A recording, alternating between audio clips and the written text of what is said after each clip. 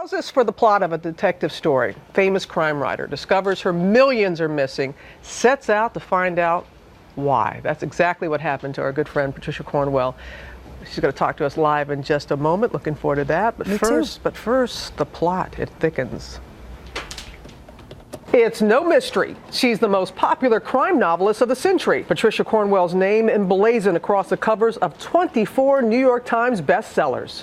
But 4 years ago, the 56-year-old found herself entangled in a mystery fit for a novel when millions of her hard-earned fortune seemingly disappeared, forcing her to track down the cash culprit. Just last month, after 7 weeks under the court's microscope, a judge found Cornwell's former financial manager had cheated her out of tens of millions of dollars and rewarded her with over $50 million in damages. An unexpected plot twist for a former crime reporter who enjoys digging her hands into forensic evidence.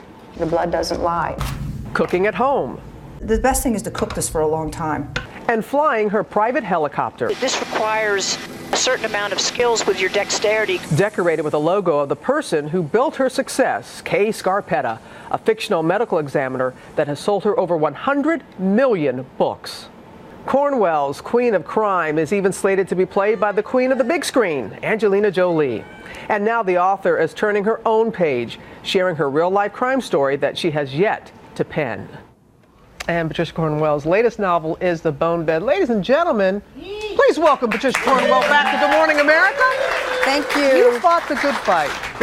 We have fought the good fight. We're still fighting the good fight. I mean, the legal stuff kind of rambles on for a while, but Stacey and I did what we thought we should do. And Stacey is your longtime partner? She is, and she is brave and she's brilliant, and we've done this together. Well, tell us how you knew something wasn't quite right. Well, several years into the relationship with this financial management company, I started feeling that no matter how much money I earned, and even if I tried to cut back on expenses, nothing was accumulating. It was over 4 years and 8 months, it was $89 million that went through their hands. And while they've tried to make the case that I spent it all, I knew that I hadn't. So when we finally filed the lawsuit against them and they returned all of 103 boxes of records, Stacey and I and my sister-in-law, who's a bookkeeper, we started working our own crime scene, so to speak. We started going through the paperwork and trying to figure out what happened. And you knew that something just wasn't adding up.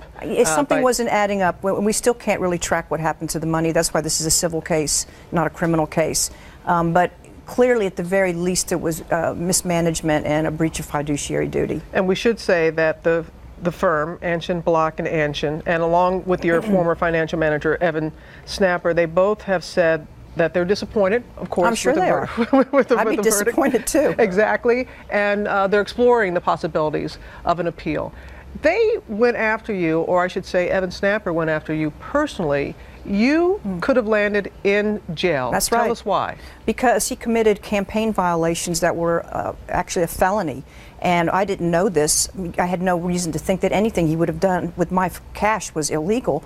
And then when we filed the lawsuit, next thing we know, they went to the Department of Justice to, quote, self-report. But I think the person getting thrown under the bus was me, because the FBI came after my friends, my family, and I was investigated for a year before they closed the case and didn't find me guilty of anything, but I was terrorized. I thought I could go to prison.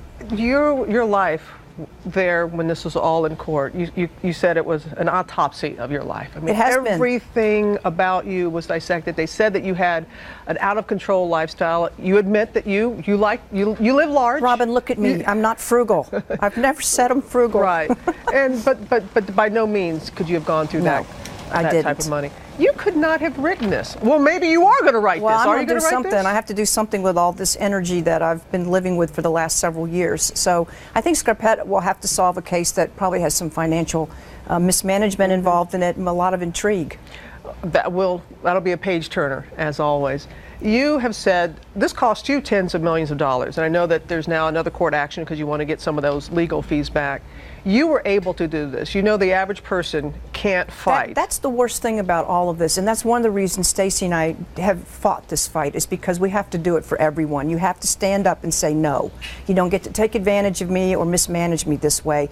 And yes, it's been every high price you can think of, including the huge exposure, because they had tens of thousands of our emails and all sorts of things that we didn't have in reverse with them. And so now it's a lot of it is out there, and what I said is, you know what, go ahead, try to make a mockery of me, try to embarrass me, I'm still going to fight. Yes, and you did fight. And you said now you wish that you had followed Oprah's advice. She said always sign your own check. 13 years ago, Oprah told me, sign your own checks. And I said, oh, come on, Oprah, who has time to do that? Well, I wish I'd listened. Yeah, we sign our own checks now. Yeah, we all know that we should do that now.